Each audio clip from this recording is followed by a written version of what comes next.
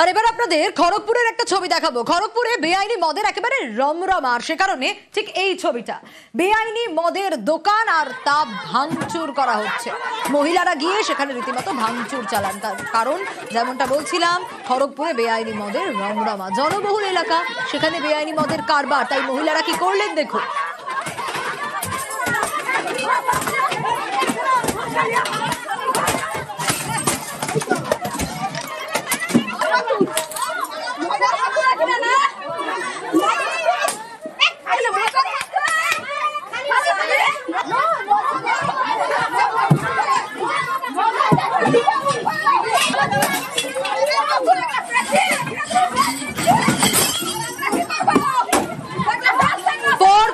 ভাঙচুর চালানো হয়, একেবারে লাঠি হাতে চড়াও হন এলাকার শতাধিক মহিলা। শঙ্কর রয়েছে আমার সঙ্গে। শঙ্কর, বেআইনি মদের দোকান কতদিন ধরে চলছে খড়গপুরে? এই যে বেআইনি মদের রমরমা কতদিন ধরে? পার্মানেন্ট সলিউশন কি? সেই সলিউশন কি পেলেন মহিলারা? দেখো সোনিয়া, ইতিমধ্যেই পুলিশের কাছে ওরা বারবার জানিয়েছিল, দীর্ঘদিন ধরে জানিয়ে আসছে, কিন্তু পুলিশ কোনো কর্ণপাত করেনি বলে অভিযোগ।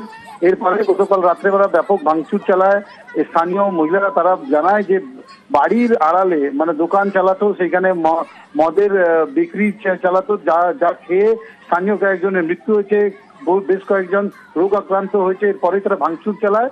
গতকালের ঘটনার পর সকাল থেকে যখন এই খবর সম্প্রচার হচ্ছে টিভিতে, তারপরেই পুলিশ নড়ে চড়ে বসেছে। পুলিশ স্থানীয় এলাকায় যেখানে ভাঙচুর হয়েছে সেখানে তারা পৌঁছেছে এবং তদন্ত করে দেখছে এই ঘটনার সঙ্গে কে কে জড়িত। বাদবাকি তারা আশ্বাস দিয়েছে যে এই ঘটনার সঙ্গে যারা জড়িত থাকবে তাদেরকে গ্রেফতার করা হবে।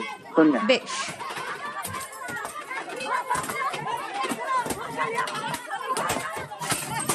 মদ খেয়ে খেয়ে টিভি হলো, 6 মাস আমি ওষুধ খাওয়ালাম লোকের ঘরে, আর ঘরে তার ঘরে ধান উধার করে করে নিয়েছে। আমি কি করে বাঁচাবো বলো? আবার ঘুরে তো বাঁচবে না, মরে যাবে। তাহলে আমি কি করতে পারি? মদ দোকান রাখাবে না, মদ দোকান ভাঙতেই হবে। সব বাচ্চা বাচ্চা ছেলেরা এখানে মদ খাচ্ছে, তারা মাছ ধর দিচ্ছে, সব বাচ্চারা কাজ বাজ করছে, তারা মাছের টাকা নিয়ে এখানে দিয়ে দিচ্ছে। সংসারে 1 টাকা দিচ্ছে না, সব দোকানে চলে যাচ্ছে। আর আমরা সব মার খাচ্ছি, ওরা সব মার খাচ্ছে। এখানে মদ দোকান আমরা রাখবো না।